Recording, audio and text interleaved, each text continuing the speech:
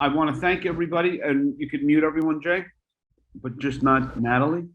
Um, I want to thank everyone for coming. We always thank our sponsors, which is American Photography, Pro Photo Daily, Epson, Photo Shelter, and Archive Magazine. This is our third week of doing putting a spotlight on the Ukrainian-Russian war, which is really too bad. And we have photojournalists really from around the world who have come in and have decided to speak with us and show us their work. So we're forever grateful. If you have a question, you can put it in the chat room. You can raise your hand, whatever works for you. I ask everyone who hasn't to subscribe to our YouTube channel. And later in the week, we have Sasha Maslov who's speaking, and tomorrow is Suri Korove. And tonight we have Miss Natalie Keyssar, and it is all yours, dear. You're on, Natalie. Well, first of all, thank you everybody for coming. Thank you so much for having me. Most importantly, thanks for creating a space to talk about Russia's invasion of Ukraine.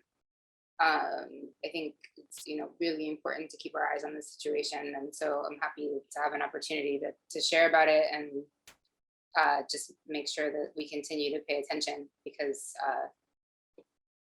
we have short attention spans these days, but it's the situation there is really dire, and frankly I think most people who understand the situation far better than I do would say that foreign aid is really going to determine the outcome of this. So I'm going to share some work. Yeah, Natalie, did you see, do you actually see the foreign aid, like American tanks or American, equipment? I left about a little over a month ago. So the vast majority of the stuff that is being shipped now had not arrived. So yeah. Oops, my cursor disappeared. All right, well, screw it. I don't need a cursor. Okay, so can everybody see this? You're seeing one big photo, right? Yes, you're perfect. You're perfect, Natalie. Okay, so I think I'm still, this work was shot over the course of 6 weeks in Ukraine. I arrived on the border of Poland and Ukraine on, I believe, the third day of the war, and crossed in shortly thereafter. And so what you're gonna see is a collection of many different stories and assignments that I was working on when I was there. And it really, because it is breaking news coverage, a lot of times when I'm presenting work, I sort of organize it in some kind of different linear narrative format for this work, as it's an ongoing situation and it's a collection of many different stories. I'm actually just going to show it to y'all in chronological order, because I think that perhaps the most useful way to look at it is to sort of just take you guys through the experience that I had, especially because I'm not an expert on the region, although a lot of my family is from there. That doesn't make me an expert on the region at all. It's my first time there, and I'm not an expert on conflict. So I think there's a lot of people that are better equipped than I am to speak about the ins and outs of the sort of big picture. So really what I have to say and what I can show you guys is much more about the experience of the face-to-face interactions I had with people and what they taught me, and and some of the thoughts I have particularly about photography in these situations. So I'm open to any and all questions, but that's sort of the lens that I'm bringing to this. So I started off on assignment for Time, and the very first story that I did was looking at the really brutal racist treatment that Black and brown refugees fleeing Ukraine at the start of the war were experiencing as they tried to escape the country, both inside Ukraine and then when they hit the borders and in other countries. So accounts of this racism and discrimination were hitting social media pretty quickly as I was on my way to this border from the US. And the writer I was working with, Amy Ferris Rotman, who's amazing, and we went on to work on many stories together. She and I were both really, really interested in this issue and hopeful that reporting on it loudly and quickly could perhaps really highlight the situation and be one of those rare instances where perhaps you could, get some change going and really make people aware that they needed to change how they were handling the situation. And I do think that the scrutiny maybe was slightly helpful, although all accounts say that a lot of Black and brown refugees are continuing to have a terrible time in Europe and other places that they've gone in comparison to what white Ukrainians have experienced. So these are a few of the images from that this was sort of a very sort of impactful visual moment, looking at the way that most of the Nigerian, Middle Eastern, there's students from Lagos. I mean, I had students from all over the African continent, students from India. This young man was from Nigeria, particularly.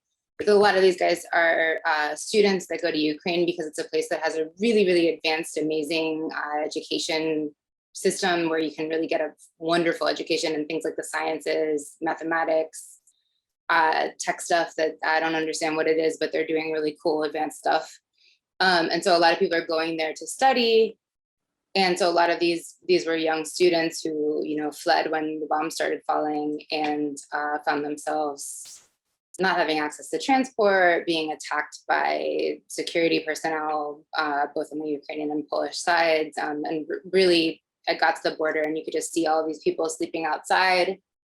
And it was notable because you weren't seeing Ukrainians sleeping outside. This was all Black and brown refugees, which was, just visually, you're like, okay, there's a huge problem here. So we interviewed dozens of people who had really harrowing experiences, including Mrs. Karen, who was a student who was really lovely. And we had a really great chat. And, she was, it really, really stuck with me, like her resilience and her sort of just, she was a pleasure to chat with, even though she had just been through 5 days of absolute living hell. And Natalie, did they feel racism before the war, or they were acclimated and it was a pleasant experience? I think that, this is like quick breaking news situation. So I don't, we were having quick conversations with people and doing portraiture. And, I was, our conversations were really primarily focused on this experience. Okay. So I don't want to put words in anybody's mouth, but like the impression that I had was generally that, and from some sort of offhand comments that I got, that these students, sure, they had experienced racism because racism is omnipresent everywhere, especially if you are in a Black or brown minority in a predominantly white or white controlled region, right? So like, I think that yes, like they had, but I think that almost everybody I met was shocked by how like in the moments of crisis, the extreme that it took on, where they were really like, whoa, I was not expecting this, and so, again, I don't want to put words in anybody's mouth, but that was the impression that I was getting over and over and from people, that sort of some of the worst sides, especially regarding like law enforcement and borders, were coming out in the midst of this crisis. And so that was my sort of introduction to the border area. And I basically got straight off the plane, photographed that story. We stayed up like and published it like that very same night, because, I think my editors at Time Magazine and the writer I was working with, we all had this real sense of urgency to talk about that issue. And then quickly the next day, Amy and I started looking at issues related to women refugees, Ukrainian women refugees from Ukraine at that border. And we were, we were hanging around the border, we were hanging around the train station. We were meeting women, like this is Natalia from Kharkiv. She really made a really strong impression on me, really beautiful, really resilient, really traumatized, was like trembling, talking about the bombs falling all over her home city, which was hit really hard, continues to be hit really hard. get to the situation there later on, but so she is fleeing. She's fleeing to safety. And that's the story that Amy and I thought we were going to set out to do, was looking at the women fleeing, because we're hearing this narrative about the women are leaving, the men are staying to fight, foreign men fighters are going in, male Ukrainians are returning to go in and fight, and the women or children are fleeing. But what we saw at the train station was that actually there was hundreds of women that were going into Ukraine. And Amy and I felt like it was really, really important to look at the strength of the Ukrainian women and the complexity of this narrative, that it's not just women. What just happened? Are you guys still seeing my thing? My screen just did something crazy. Natalie, we still see your screen. We see the thumbnails. Okay, I don't know. It just like jumped. I feel like there's like some kind of like electronics ghost in my house right now. Like my air conditioner was freaking out earlier. Okay, are we back to the large photo? Not yet, not quite yet. All right. You should be in a second. There you go. All right. Sorry for the technical difficulties, folks. I hate technology. It hates me. That's a little bit complicated as a photographer, but here we go. So we were seeing this phenomenon of women returning primarily to go get or to go be with their children, their parents, or other loved ones. Maybe they were accompanying their partners who were going to fight. Maybe they were going to fight themselves. But Amy and I felt like it was really important to be like, hold on. Like, it is not just foreign fighters. Like, this is Bert from Holland who was waiting to get on the train and go in. And he and I have kept in touch. He's okay. He's been fighting in Ukraine on and off. Like, he's been kind of going in and out on tours with foreign battalions. He's a professional soldier. But, we were seeing stuff like this. But we were also meeting women who were going back, and we really wanted to tell that story, that it's not just a sort of gendered oversimplification of like women flee, women caretake, and men fight, that there's all different ways to fight. And the Ukrainian people know this well. And to me, I was just amazed by the spirit, the fighting spirit of Ukrainian women. This is Anya. She's one of the women that I met who was going back into Ukraine in like, this was maybe day 4 or 5 of the war. And she left a huge impression on me also, because this was maybe one of my first educations in just how absolutely brutal and heartbreaking this war was going to be. I made this picture of Anya. We met when she was standing in line to get on the train. I was planning on catching the train to follow more women in within a couple of days, but we were waiting on a couple of logistical things. This is still on the Polish side. We started talking. She's a break dancer. She was like telling me all about her family, like amazing girl. She was so cool. We were like joking with each other. We were kind of hanging out for a long time. It was cold. We were talking about how we were going to like go out dancing together when Ukraine wins the war. And she's telling me she's from a family of fighters. Her father's military. Her mom's a military paramedic. And her mom's a mother of 6 children. She's showing me all these videos of her family. And literally as she was showing me videos of her mother, like about maybe 45 minutes after I made this photograph, a call came in on her phone, and she was told that her mom had been killed. And her mom's a hero. Her mom was a paramedic who was saving lives while being this super mother. And during the power plant attack in Zaporizhia, her mom was killed. And so I watched this vibrant young girl who was on her way home to be with her family, to support them, to help them fight. She's ready to fight herself. This girl is such a fighter. And I watched her fall to the ground screaming in agony. And I knew she had lost her mother almost immediately, even though like I don't speak Ukrainian, because I heard her say the words mama and I saw the pain on her face, and that was sort of all I needed to know. And that was something that's always going to stick with me, and something that I want to just, for me, the whole point of doing this work is to make something as gigantic as war, to make something unfathomable as war, you know, accessible and understandable on a human level to people. And Ukrainians are losing their mothers all day, every day. They're losing their kids, they're losing their grandparents. You know, the civilian toll and the death toll on Ukrainian fighters, we don't know exactly what it is because those numbers aren't being released, but it's high. And so a lot of times for me making this work is thinking about all of these individuals that I've met and understand, you know, and thinking of those people in the news and trying to keep their stories present in the news. And, you know, I think that's sort of maybe the best possible use for making photographs of this thing, which sometimes feels like an incredibly useless practice. I'm not saying that it is, but it can feel that way in the face of how much destruction is happening. So Natalie, when you say that the Ukrainian woman was coming back, where was she going? Where was she going to? You know, was it to be back into the action or back into helping?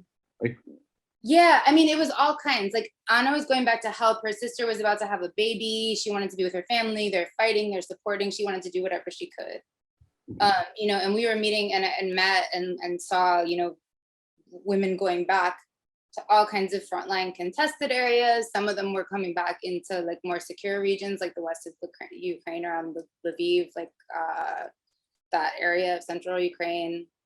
You know, but women were doing everything. You know, there was, I mean, and I'll show you some more of the stories, and you'll get more of an idea. So I spent another day or two photographing the Ukrainian exodus at the border, which was really profound and moving. I'm trying stylistically, photographically to show not just these sort of scenes of desperation and exhaustion and things like grandmas boarding the train, like you just saw, which I found really difficult to see. Elderly displaced people, like, really kills me.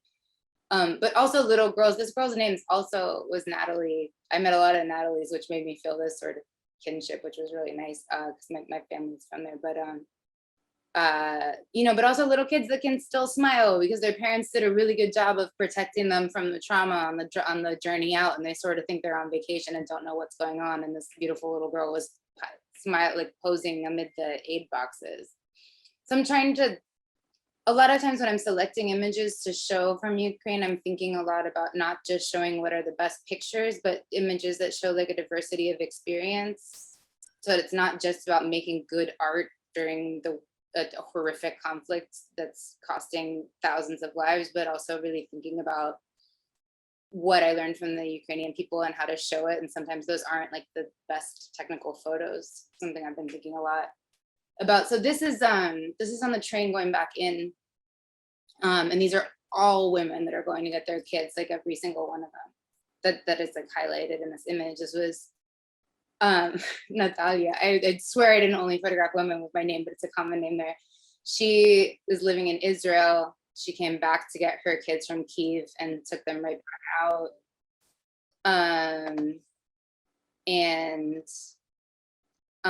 So basically at this point, like Amy and I were working on two different stories. We were working on the women returning to be with their kids and save their kids. Some to stay with their kids, some to get them out. It depended on the situation.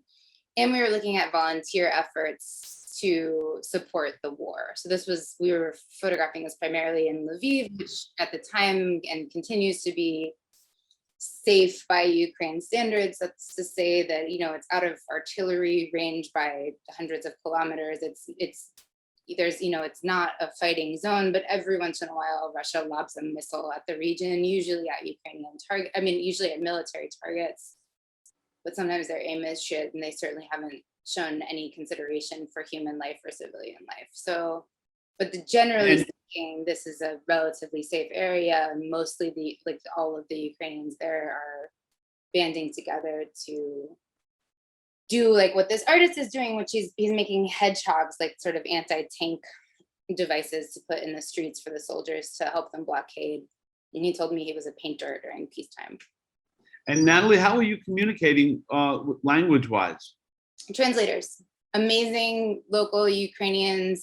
Some are journalists themselves or producers. Other translators I worked with, you know, one amazing translator that I worked with is a sound producer for raves during peacetime. That was a translator, you know, but one of the things that the Ukrainians really want to get this story out. and a lot of them speak excellent English. Mm. And so a lot of them, were sort of getting on board, connecting with journalists, and we would hire them to produce and translate. The parlance is fixer. I'm trying not to use that word because I just feel like, these are producers, translators, these are people that are integral to our reporting for all of us ignoramuses like me that don't speak Ukrainian, which I think is the majority of foreign journalists in Ukraine, like people who can translate linguistically and also explain context and bring us to places we didn't even know existed, are absolutely instrumental for all of our reporting. Most foreign reporting that you've seen is via Ukrainian producers and translators, and they're the total heroes of this work. And so I made this story looking at primarily women volunteers and all of the ways that women volunteers, refugees, emergency workers, like as this massive human exodus is coming to Lviv or going even farther out, fleeing the country, people were coming together to feed them, clothe them, house them. These were women weaving like camouflage blankets for tanks. These women were creating plate carriers for body armor. This is Kristina, who was signing, she's from Kharkiv, had fled back to the safety of Lviv for the war and was anxiously trying to sign up to join the armed forces to go back and fight. So women are really involved in everything. Natalie, can you go back to the women in the sewing machines? Mm-hmm. That's really, this is an amazing photograph. Like that these are the, people, everyone working in the war effort, right? Right? I have never seen solidarity and purpose. And that's like Rosie the Riveter, right? No, but for I feel like in the in the US and in so many other countries that I've seen in crisis, there's a lot of division, there's a lot of complaining about how we do this and what, what I'm saying? And in Ukraine, what I saw was single-minded, united solidarity. Everybody was doing whatever they could to help, and they were doing it 12, 16 hours a day, just like only thinking about supporting their troops. And do you feel like it was like a plant like that was well organized, like they were ready to go? Honestly, everything about this place is well organized. I think Ukraine's better organized in wartime than like most of the US is during peacetime. Like they're really like something in the culture, in the pride, in the this is what we do, right? They've also, they've also, this is not, in a certain way, this is, obviously the scale of this is horrific, but like the Ukrainian people saw during the Maidan revolution that if they organized properly, they could win. And I think that consciousness of what they sacrificed in Maidan, of the lives that they lost in Maidan, but also the way that their unity got them their country back when they were trying to steal it from them. I think that that's really present in the consciousness, Yeah. And the war's been going on in the East for 8 years. And so while certainly the rest of the country, a lot of people will say that the rest of the country wasn't as profoundly affected by it. Yeah. There is, these people know what they're doing, and I think there was a sense of this always could have happened, and people were largely prepared for it, but also they're just good at stuff. Honestly, I was like, wow, y'all are just organized and advanced in a way that like, because you're there early on, right? And they were just like ready to go. We'll turn this place into a place to make camouflage and make boots and whatever we have to do. Yeah. Great. Yeah, no, it was very organized. So this is Alyssa. She is another one of the returning mothers that we met, who was in the Time magazine story. She, at the time this photo was taken, she had gone to Barcelona on vacation, her first vacation in 3 years, from her hometown of Mariupol, where she works in tech. And she left her 8-year-old son, Kirill, at home with his grandmother and his father, her ex-husband.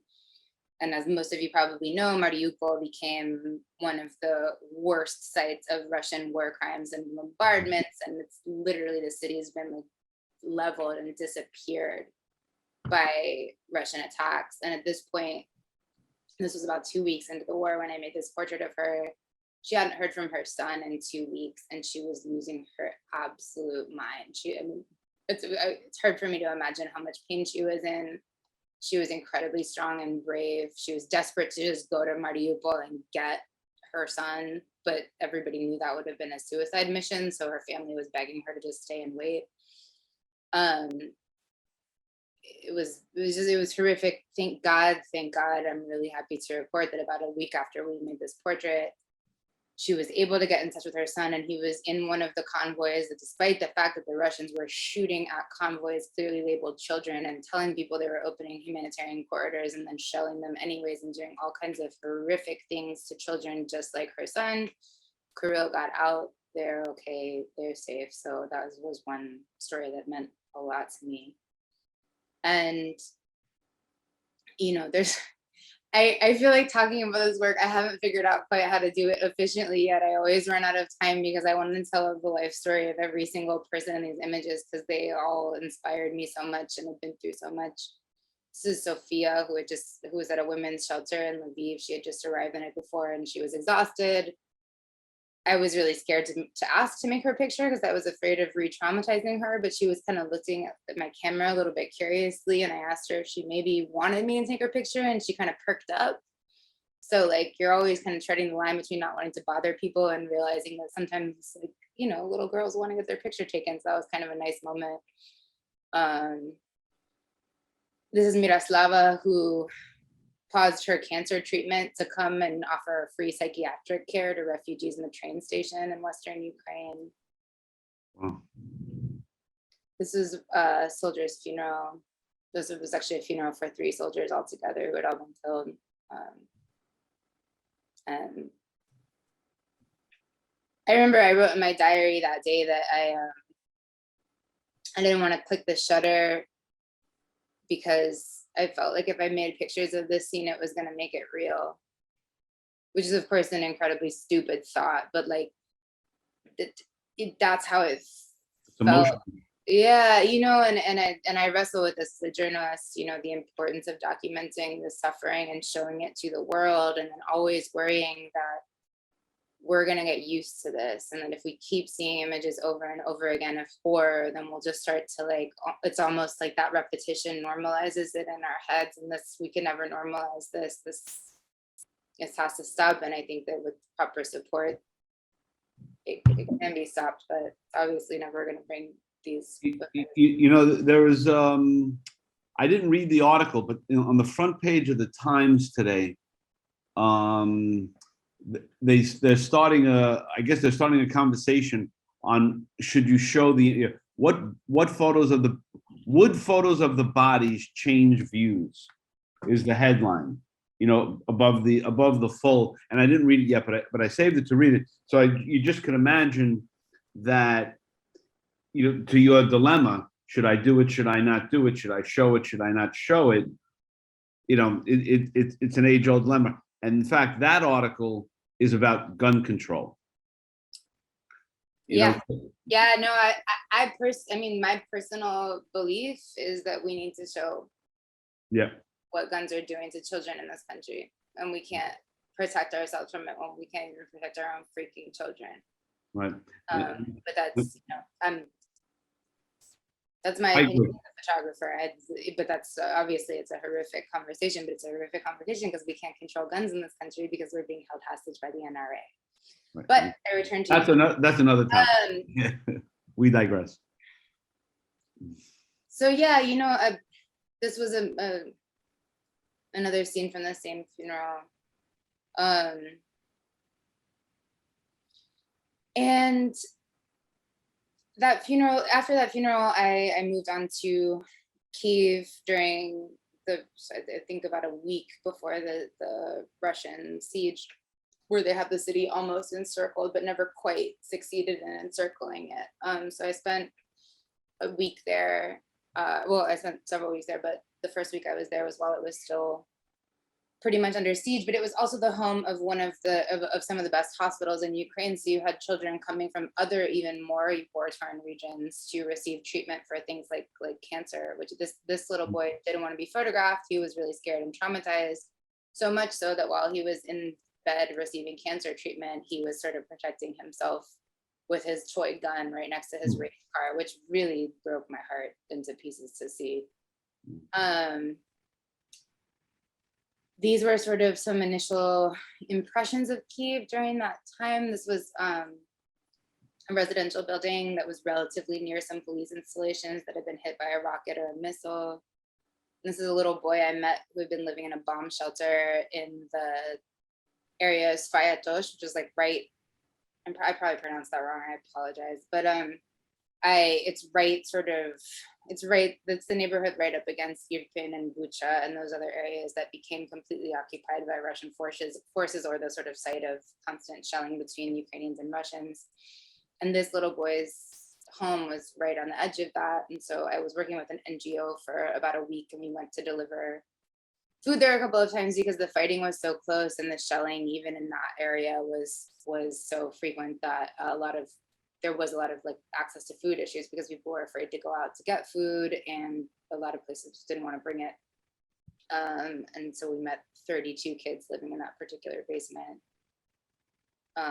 This is a woman showing the makeshift graveyard in front of her destroyed home in Mariupol while her daughter was receiving treatment in a hospital in Kiev. And so I mean, Kiev is an incredible city. It was even when it was completely locked down and dead quiet and full of checkpoints and nobody was really outside, it was sort of stunningly beautiful, and you could feel its spirit just in the like short interactions you would have with the people who were still staying there and fighting, volunteering, organizing. This is another shelter where a ton of kids were living for fear of shelling. A lot of adults in these areas, even the ones that are under heavy attacks, sort of get to a point where they can't really go into a shelter every time there's an attack or every time there's an air raid siren, because the air raid sirens are almost constant. But mostly children and elderly, they are kind of keeping safer while everybody else sort of goes about their life and does what they have to do. Another incredible example of Ukrainians using whatever skills they had to support the war effort. Through a friend of a friend there, I met a group of Ukrainians that were assembling these sort of toy drones to weaponize them and use them for recon. So, you know, it was a real Revenge of the Nerds moment. These guys were all just like in there outfitting these drones and kitting them out, and they were really proud. I couldn't photograph most of these guys, obviously, for security, but this one told me he was proud of what he was doing and asked for a photo. And, you know, as photojournalists, we often don't include those images of somebody giving you the thumbs up, but for me, it was so heartwarming. And sometimes I just feel like when we only do those sort of perfect photojournalist fly on the wall images, you don't get that feeling that you get when you're making eye contact with the person and you're seeing them smile at you, and it brings a different energy to it. So I've been thinking about that a lot. So this next series of images was a really crazy day, a really powerful day. This was the day that Bucha was liberated. Bucha was one of the northern suburbs of Kiev that's now become synonymous with executions of civilians and horrific war crimes committed by the Russians against the people, and these are the people, these are the survivors. I was with the first convoy of Ukrainian soldiers and then also the NGO I was working with to enter Bucha the day that these people were told that the Russians were gone and that their home had been liberated and they were safe. So these are images of the moments in which they're seeing Ukrainian soldiers for the first time after 35 days of occupation. These people, you know, have been living in basement bomb shelters. They've been brutalized. They're survivors while their neighbors, family members were executed, while women were raped. I mean, horrific things have been happening, and you can really see it on their faces. And these are the group of people who survived.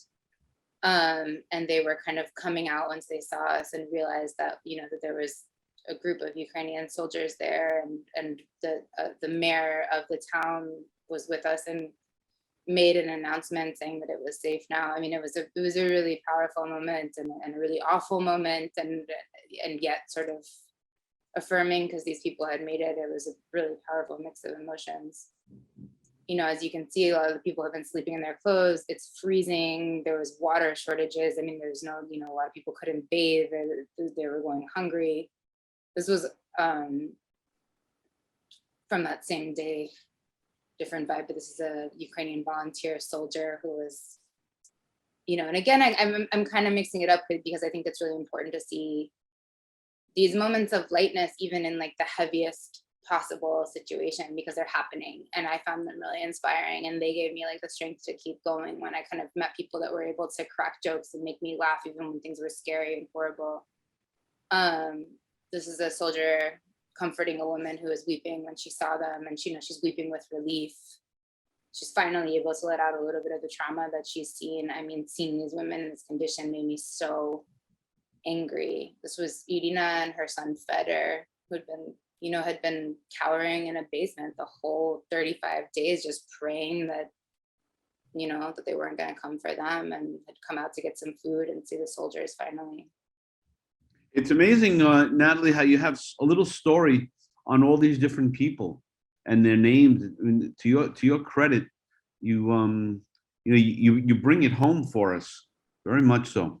Thank you. I really believe in talking to people that I'm photographing. I really try to, I mean, obviously it's not always possible, but whenever it is, I really try to talk to people, find out who they are, you know, like find out what they've been through, get contact information. I think that's such an important part of the job, and sometimes it's overlooked and sometimes it's not possible because things are chaos, but I really tried. This woman didn't want to give me her name. She was like overwhelmed with emotion, but this was, I mean, in this day, I mean, it was just so heavy seeing it, because, you know, we have to remember that the civilians who are caught in these situations, some of them just unlucky or didn't realize it was going to transition so quickly from peacetime to wartime.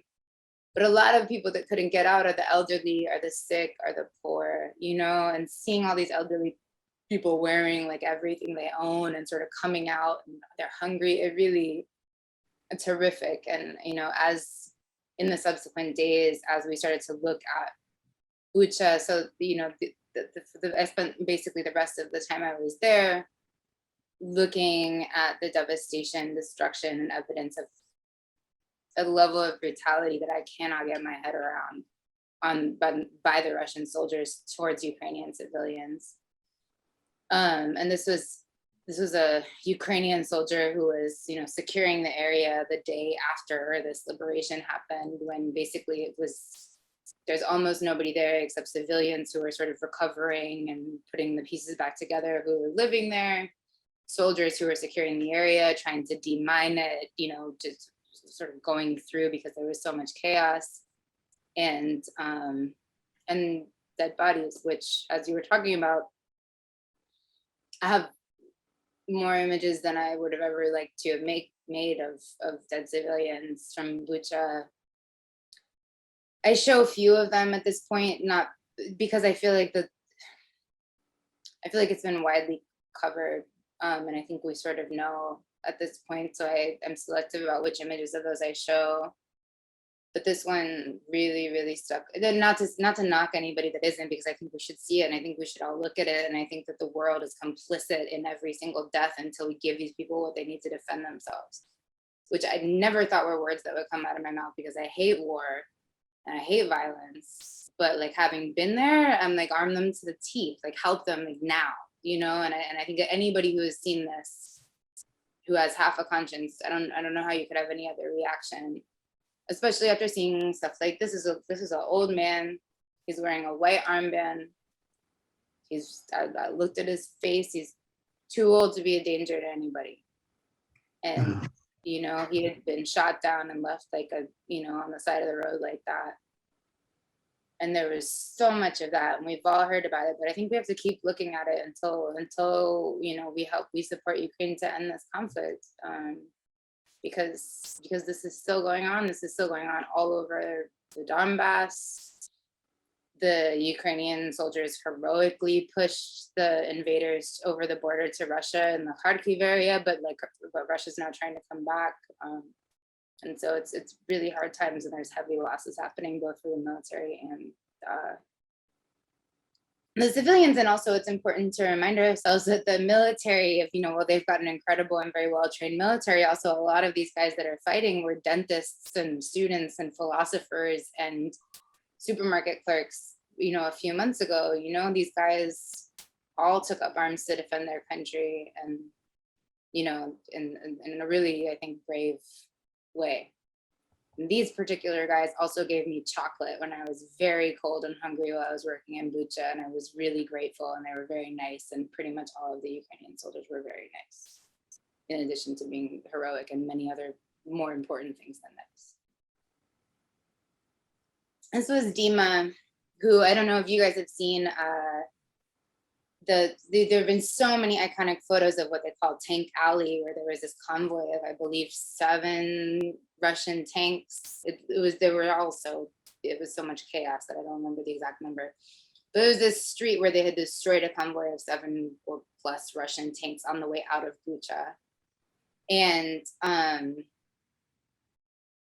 I photographed it, everybody photographed it. It looked crazy. It looked like the absolute apocalypse. And Dima happened to live on this street. And he had stayed for the entire Russian occupation, as the shells were hitting his front yard, as the shells were hitting his neighbors' houses, as neighbors were executed. Him and his very elderly father had stayed.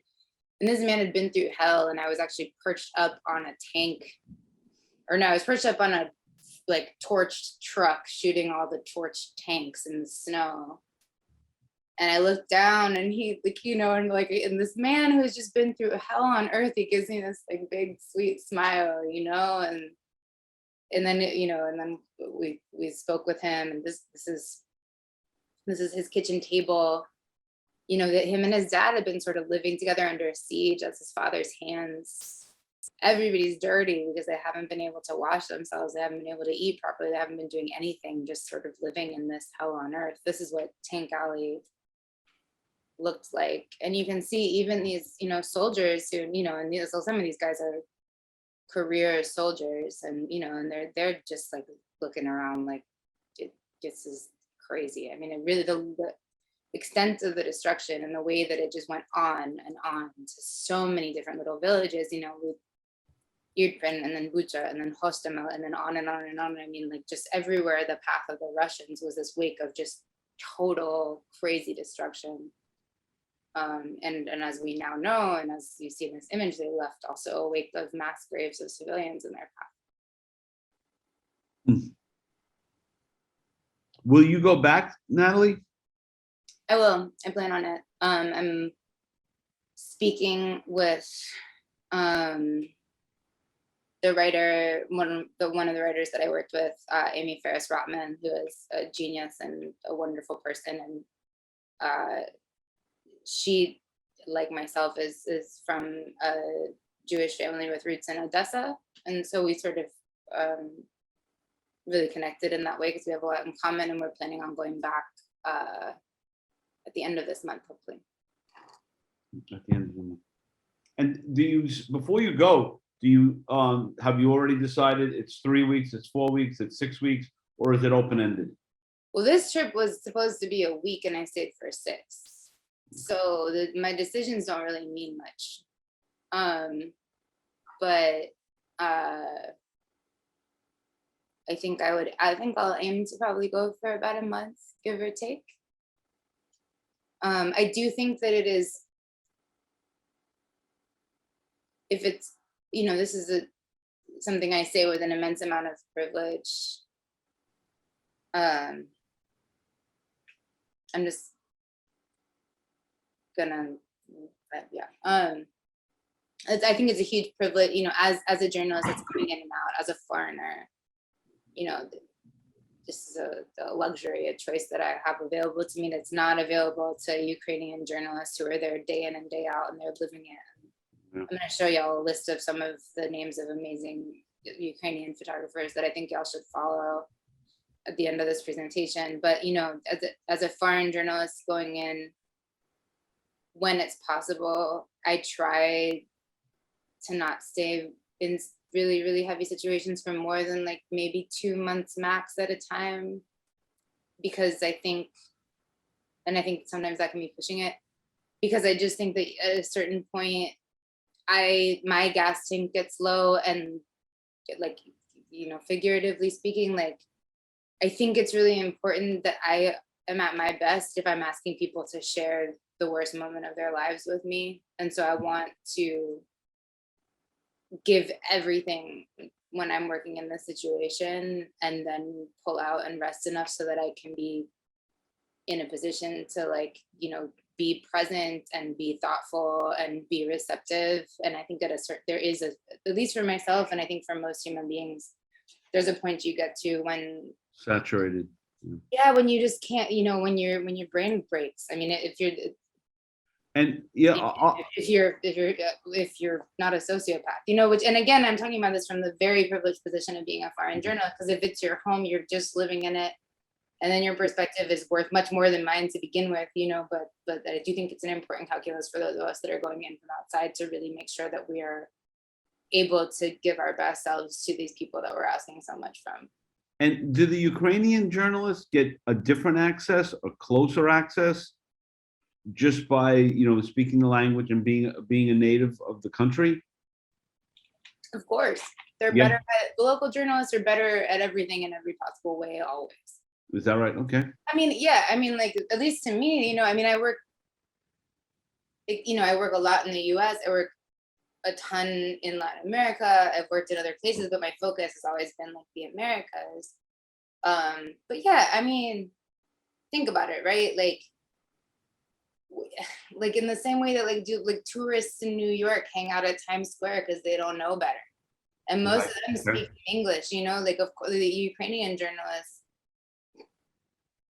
just like in any other situation, the local journalists have a much better understanding. They have better relationships with the people. They know what the story is much more intimately if they speak the language where others don't. So there's just no question. I mean, that's why we foreign journalists hire local journalists to help us tell the story better, which is also why I think it's so important to credit them and give them their due, and not just be like, yes, I went there and did this interview, except I wouldn't have known to go there, and I wouldn't have known how to talk to anybody, except that, like, Irina was there, Dima was there, like, all of these people that helped me along the way.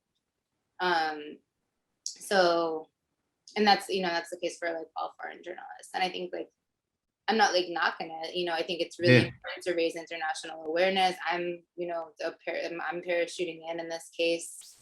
I try when I do parachute into places, so that if I'm gonna do that, to really commit to that place and start a long-term relationship and start sort of working to earn the trust and earn the relationship. And as a freelancer also, I have the much more ability to do that. I can say, okay, now that I've started working in Ukraine, I want to commit to continuing, and I'm gonna keep going back there and try to build up knowledge and continue to, like, sort of really try to spread the word about this. Some people have a staff job and they just get sent really, really, really quickly all over the world, and that's wonderful, and they're wonderful at doing that. And they're very, very reliant on local journalists, and that's fantastic, because that relationship between somebody that's getting sent all over the world and somebody who can help them do their job much better makes great things happen. But we, the journalistic community, the photography community, need to start crediting those local journalists, in my humble opinion. So this is Gala and Veronica. They're residents of Bucha, mother and daughter, and they survived the entire occupation. And I paired this image with a photograph of this street in Irpin. This is a crater that was left by some kind of rocket or shell. That, to me, I was kind of staring at it. It was kind of shaped like a heart, and this man walked by as I was photographing and told me that impact had killed a family with 3 children. And so, yeah, and this is Gala and her daughter, who had lived through the whole thing. And Gala was telling me through Dima, the translator that I was working with that day, that she said the Russian soldiers were just like, they were getting drunk, they were getting high, they were raiding people's liquor cabinets, and they were just making like a total disaster. And then, and she felt like they were wildly unprofessional and terrifying. I bet. It says Lula, who was one of her neighbors, and then a lot of these little old ladies who had just stayed in their houses and hoped for the best the whole time because they had nowhere to go. And a lot of them, like, Lula was moving with a cane with some difficulty. It wasn't easy for her to escape.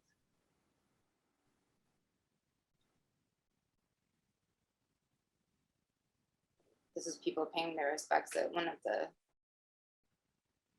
biggest mass graves in the area. But I mean, since I made this photograph, they've discovered so many more, and it's just the scale of just brutal attack on civilian is mind-boggling.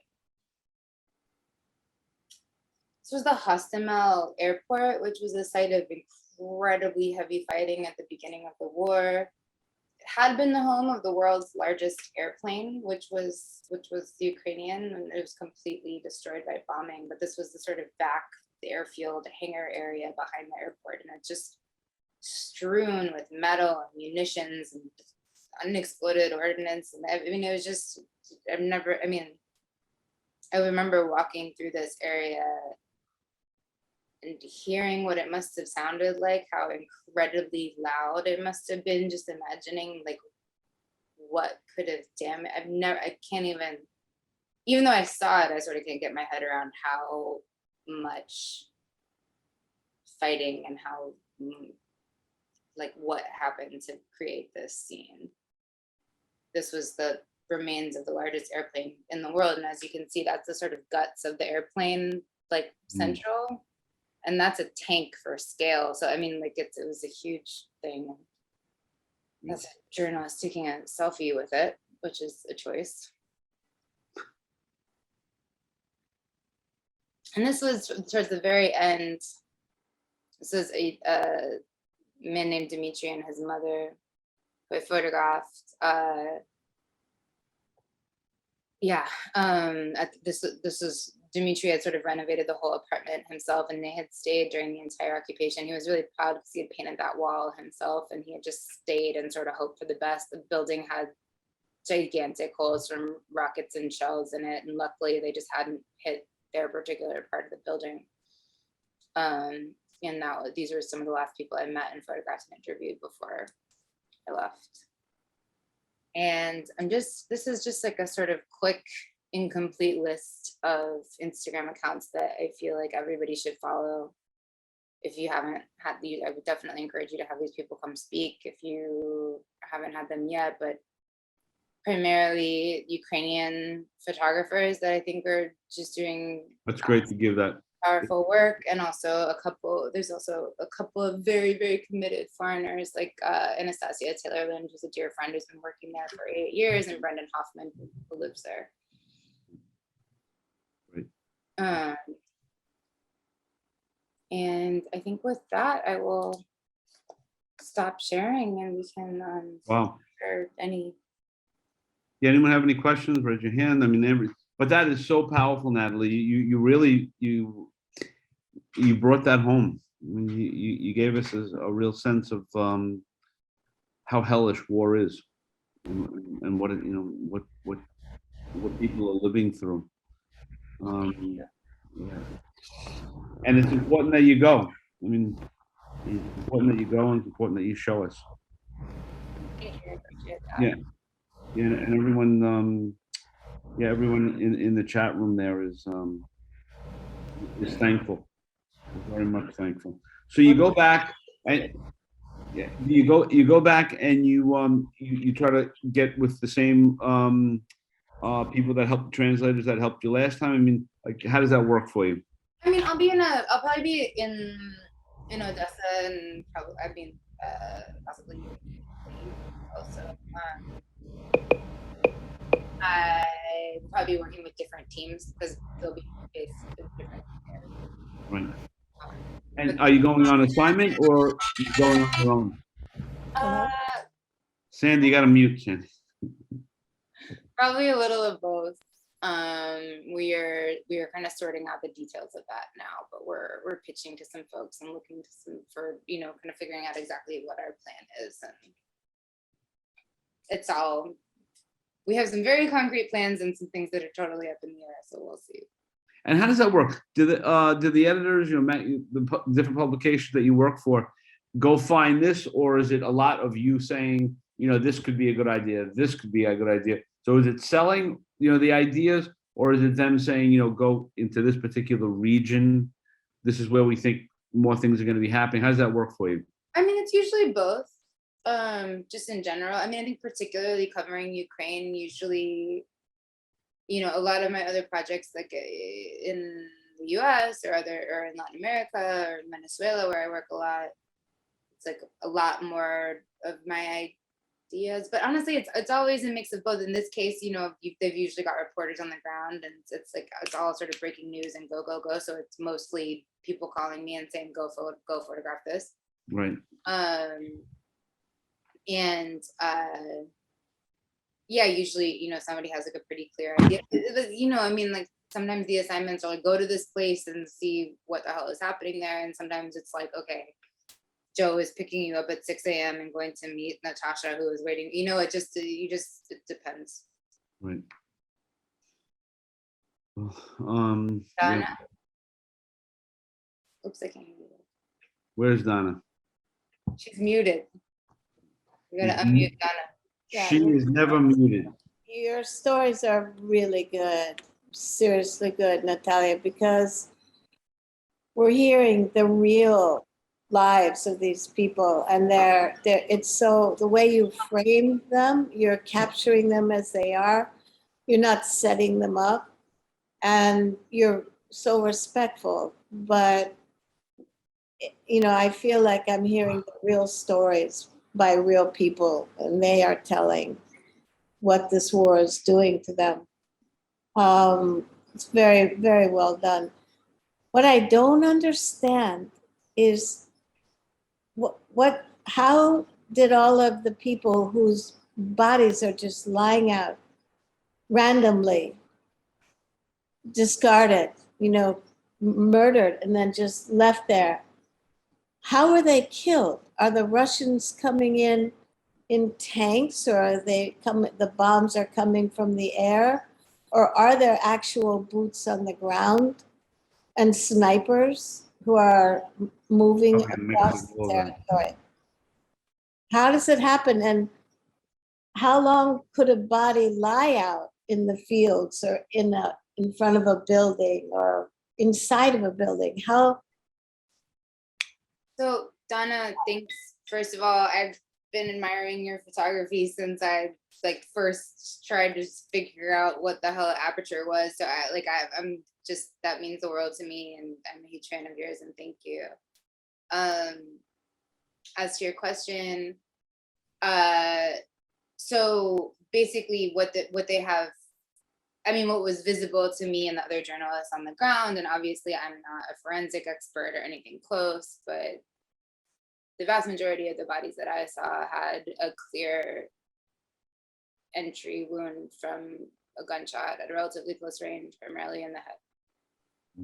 And that's what forensic investigators have been. And of course, you know, there has been lots of horrific death, and some of the bodies, you know, there's photos I have that I'm not showing in this context because I'm not totally sure how many you need to see to get the idea, you know, and some of them are charred beyond recognition, and some of it's, you know, I mean, there's really bad stuff. But and so for somebody like me who's a lay person, you know, I stood around some of these piles of bodies that, you know, were harder to identify. Some of them you just look, you know, like, and you can see that they were executed, right? It's just a very, They're not soldiers, right? And the vast majority of these people that were executed were not soldiers. They're in civilian clothing. It's very easy. I mean, you know, elderly people, it's pretty clear. And again, like, I don't want to like presume. I'm learning about this conflict. Like, I'm not an expert on these things, but some of this stuff is just common sense, right? But this is, so yes, we're talking about areas that were occupied by Russian Russians, boots on the ground. I mean, you know, they're squatting in people's houses, which they systematically just destroyed, like a bunch of punk kids. First, you know, I mean, really, like, we would go into these houses where Russians had been living, and they, you know, they pissed on everything and like did bad, stupid graffiti on the walls, and you know, you really get the sense of like low discipline, incredibly low morale. You know, like acting like, you know, and we kept hearing over and over again from people who would stay that they were drinking, that they were doing drugs, that they were partying. Of course, there were exceptions to that rule, but you know, that was, and so, and what we heard from a lot of people was, you know, it could be because the people that stayed in these areas, they were occupied, right? So the Russians are fighting, like from they're occupying their home, they're sending them to the basement of their buildings, or they're squatting the house next door. They're coming, they're demanding food. They're sexually assaulting women rampantly, which is fucking horrific and enraging. They're, you know, come once and they're nice, and then the nice guy isn't with that group the next time, and they take your uncle out and you never see him again. You know, I mean, it was this sort of thing where they were coexisting for like, and so of course there were other deaths. There was deaths because of the shelling. There was, you know, there was deaths because of the fires caused by the rocket surge and all that stuff. But the majority of the reality is that most of these civilians are hiding in basements and only sort of going out because of all the shelling. They're only going out to get food or, you know, do other necessary things. And the vast majority of the civilian deaths, according to people who know much better than I do, the forensics and the war crimes analysis, were executed by Russian soldiers for God knows what. For nothing. No, for nothing. I think we all saw that video of the soldiers marching out, about 10 Ukrainian men Yeah. holding on to each other's belts. They marched them beyond the building and then executed them. Yeah, it's really It's inhuman. It's really inhuman what's happening. War is terrible stuff. Yeah. Well, I get, Natalie, how do you deal with going and then coming back and getting back, you know, just your mental space, you know, from seeing these things, speaking to people, witnessing war. You know, what is it that you do when you come back to get you grounded, to give you some calmness?